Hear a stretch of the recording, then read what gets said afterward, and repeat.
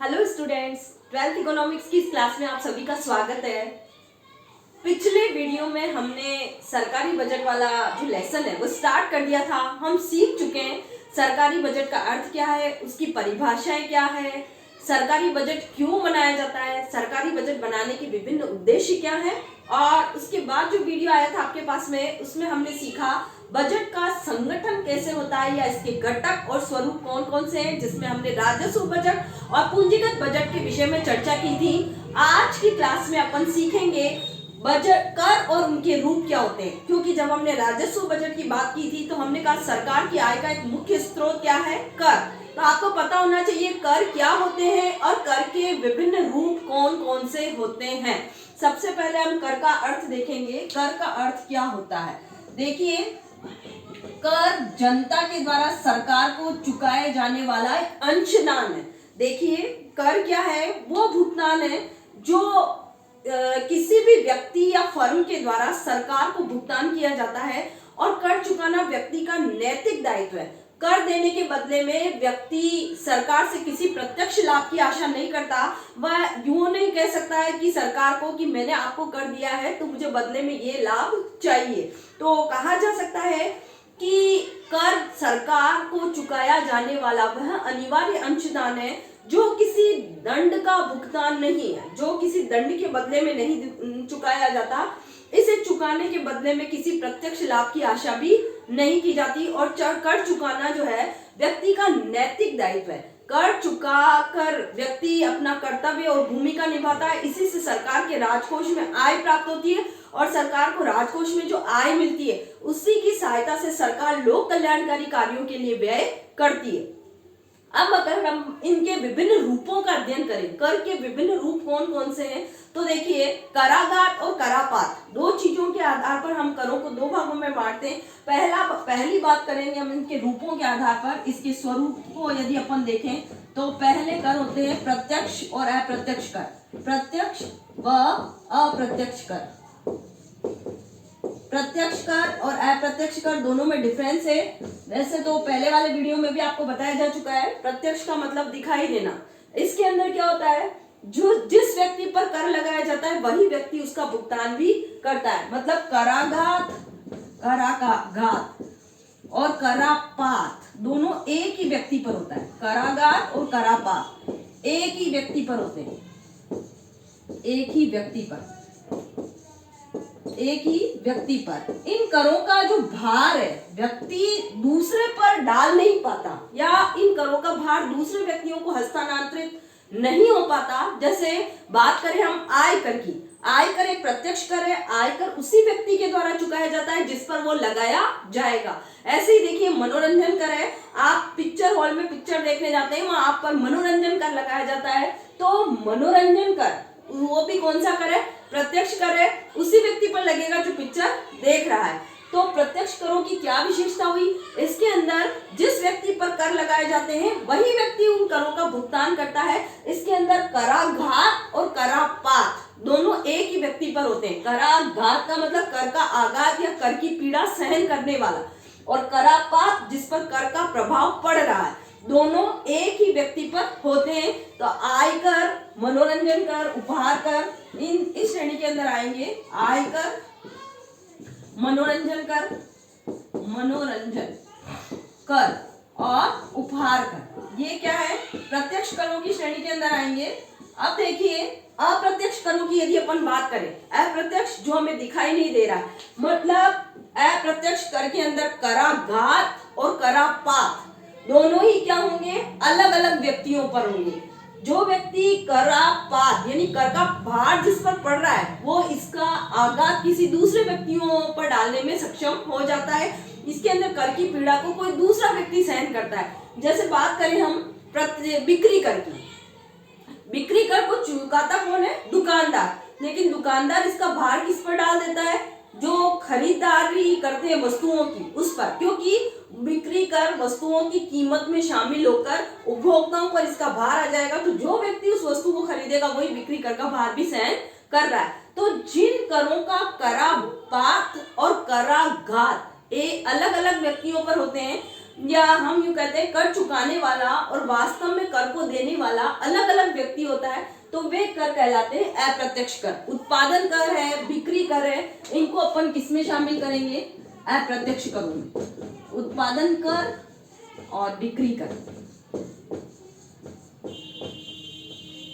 तो प्रत्यक्ष कर और अप्रत्यक्ष करों को आप समझ चुके होंगे। प्रत्यक्ष कर क्या होते हैं और अप्रत्यक्ष कर क्या होते हैं। प्रत्यक्ष कर जो जिस व्यक्ति पर लगाए जाएंगे वही व्यक्ति इन्हें चुकाता है, और अप्रत्यक्ष कर वे कर होते हैं जिन व्यक्तियों पर ये लगाए जाते हैं वे उनका भार किसी दूसरे व्यक्ति पर डालने में सक्षम हो जाते हैं। नेक्स्ट बात करेंगे हम आनुपातिक, प्रगतिशील और प्रतिगामी कर। सेकंड स्वरूप यदि अपन इनका देखें करों का, तो आनुपातिक कर, प्रगतिशील कर और अनुगामी या प्रतिगामी, सॉरी अनुगामी नहीं, प्रतिगामी। सेकंड स्वरूप है आनुपातिक, आनुपातिक, प्रगतिशील, प्रगतिशील व प्रतिगामी कर, प्रतिगामी कर। आनुपातिक, प्रगतिशील और प्रतिगामी कर। आनुपातिक कर की बात करेंगे हम पहले। ये आय के सभी स्तरों पर एक समान दर से लगाए जाते हैं, यानी कितनी भी आय हो, कम आय है तब भी वही कर की दर, ज्यादा आय है तब भी वही कर की दर। तो ऐसे करों को हम कहेंगे आनुपातिक कर, जिनकी दर सभी व्यक्तियों के लिए समान रूप से होती है। जैसे आय कर की दर निर्धारित कर दी सरकार ने 5%, ओके, जितनी आय है उस पर 5% कर लगेगा, चाहे आपकी आय ज्यादा है फिर भी इतने ही कर है, और अगर आपकी आय कम है फिर भी इतना ही कर है। तो आनुपातिक कर वे कर होते हैं जो आय के सभी स्तरों पर एक समान दर से लगाए जाएंगे। प्रगतिशील, ये कर वे कर है जो आय बढ़ने के साथ बढ़ते जाएंगे। हमारे यहाँ कौन सी कर प्रणाली है? प्रगतिशील। प्रगति मतलब प्रगति कर रहा है कर भी, जैसे जैसे आय का स्तर बढ़ा वैसे वैसे इन करों की दरें भी बढ़ती जाएगी। जिसकी ज्यादा इनकम उस पर ज्यादा कर, और जिसकी कम इनकम उस पर कम कर। ऐसे करों को हम क्या कहते हैं? प्रगतिशील कर। तो इन करों की जो दरें हैं आय बढ़ने के साथ साथ बढ़ती जाती है। आय का स्तर कम होने पर ये कर भी कम दर से लगाए जाते हैं। भारत में जो कर प्रणाली है वो कैसी है? प्रगतिशील प्रकार की। फिर प्रतिगामी कर। प्रतिगामी यानी उल्टा, ज्यादा आय तो कम कर और कम आय तो ज्यादा कर। कुछ देशों में प्रतिगामी कर की प्रथा प्रचलित है, उल्टे प्रकार के कर है, यानी आपकी आय का स्तर ज्यादा है तो कम दर से लगेंगे, आपकी आय यदि कम है तो ये ज्यादा दर से लगाए जाएंगे। लोगों को अधिक आय अर्जन करने की प्रेरणा देने के लिए प्रतिगामी कर लगाए जाते हैं कुछ देशों में, ताकि व्यक्ति अधिक आय अर्जन करने के लिए प्रेरित हो और उन्हें कम कर चुकाना पड़े। तो प्रतिगामी कर वे कर हैं जो आय स्तर बढ़ने के साथ ही घटते हैं और आय का स्तर कम होने पर अधिक मात्रा में लगते हैं। तीसरा स्वरूप अपन देखेंगे करों का, जिनके आधार पर हम बांटते हैं करों को। सामान्य, विशिष्ट और मूल्यानुसार कर। सामान्य, विशिष्ट और मूल्यानुसार कर। मूल्यानुसार,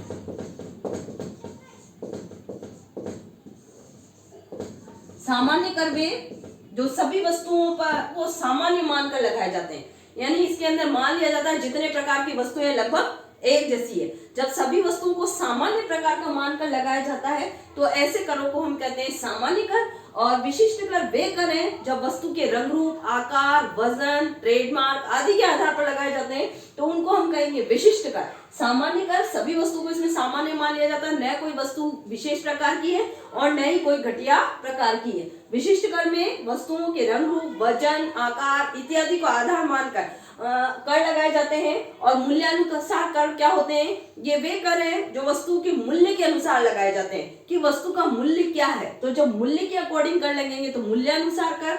वस्तु के रंग रूप, वजन, आकार या इकाई के अनुसार कर लगाए जाते हैं तो उन्हें कहेंगे विशिष्ट कर।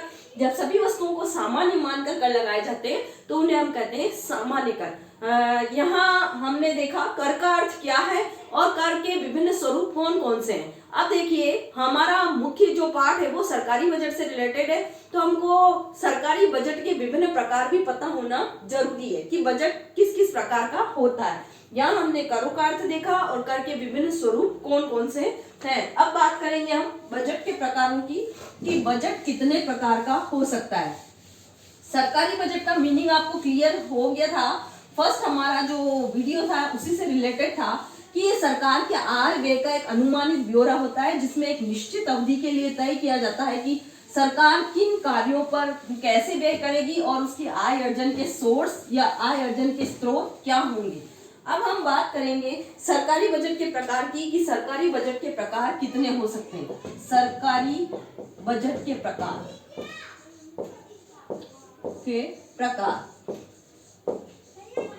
इनमें 3 प्रकार होते हैं। देखिए सरकारी बजट के सबसे पहला प्रकार यदि हम बात करें सरकारी बजट के बारे में तो बचत का बजट। सरकार के आय व्यय का स्तर कैसा है। सरकार के आय व्यय की समानता और असमानता या उनके डिफरेंसेस के आधार पर हम ये बताएंगे बजट के प्रकार कि सरकारी बजट कितने प्रकार का हो सकता है। बचत का बजट पहला हम कह रहे हैं। तो देखिए जब सरकार की आय अधिक होती है, सरकार की आय अधिक और व्यय कम, यानी सरकार को क्या होगा, बचत मिलेगी, तो सरकार का बनने वाला जो बजट होगा वो कैसा होगा, बचत का बजट। यानी सरकार की इनकम के सोर्स जब ज्यादा आते हैं लेकिन सरकार द्वारा किए जाने वाले व्यय कम मात्रा में होते हैं, तो ऐसे बजट को हम कहेंगे बचत का बजट। जब सरकार की आय अधिक और व्यय कम हो, यानी TR is greater than total revenue is greater than TE total expenditure, तो बनने वाला बजट क्या कहलाएगा, बचत का बजट। सेकंड यदि अपन बात करें तो संतुलित बजट, जिसके अंदर सरकार की आय व्यय बिल्कुल एक समान, जितना आय है उतनी ही व्यय, संतुलित बजट सेकंड प्रकार है बजट का। इसके अंदर सरकार की जितनी इनकम होती है, चाहे वो पूंजीगत प्राप्तियों से हो और राजस्व प्राप्तियों से हो, सरकार के टोटल व्यय के बराबर आ रही है प्राप्तियां, तो इस वो वाला बजट जो है हमारा कहलाएगा संतुलित बजट। तो संतुलित बजट के अंदर TR इक्वल टू TE होता है, यानी टोटल हमारा जो रेवेन्यू है वो टोटल एक्सपेंडिचर के बराबर आएगा। सरकार के आय और व्यय जब इक्वल हो जाते हैं तो ऐसे बजट को हम कहते हैं संतुलित बजट। न आधिक्य का बजट है न ही ये घाटे का बजट है। अब देखिए ये जितने भी प्रकार हम बता रहे हैं वो आय व्यय में समानता और अंतर के आधार पर बता रहे हैं। तो अब इसी के आधार पर यदि अपन सरकारी बजट का तीसरा स्वरूप देखें तो घाटे का बजट कब होगा, घाटा कब होता है, जब हमारी व्यय अधिक होता है और आय कम आती है। तो सरकारी बजट के तीसरे प्रकार में भी वही बात लागू होगी। घाटे का बजट कब होगा, जब सरकार की प्राप्तियां कम हो और व्यय ज्यादा आ जाए, क्योंकि सरकार को लोक कल्याण करने के लिए तो व्यय करना जरूरी है।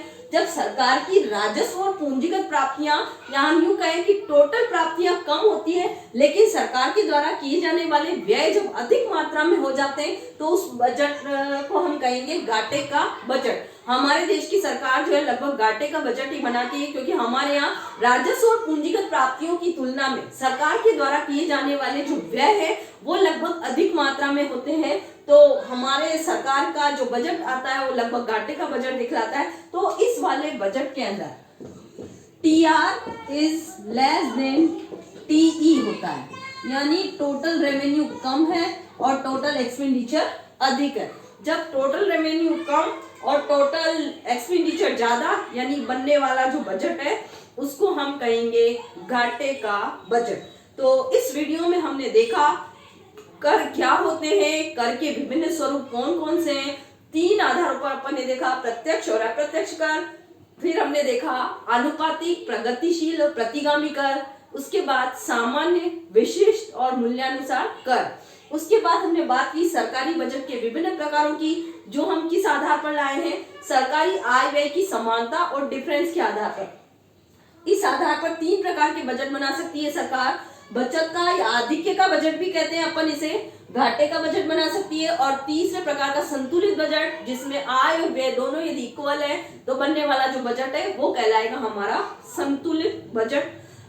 वर्तमान समय के अंदर योजना कार्यों के लिए किए जाने वाले जो व्यय है और लोक कल्याणकारी सरकार की भूमिका निभाने के कारण सरकार को जो है अपने बजट के अंदर घाटा ही सहन करना पड़ता है। लगभग विश्व में अनेक देशों की जो सरकारें वो घाटे के बजट पर ही चल रही है। Okay, thank you.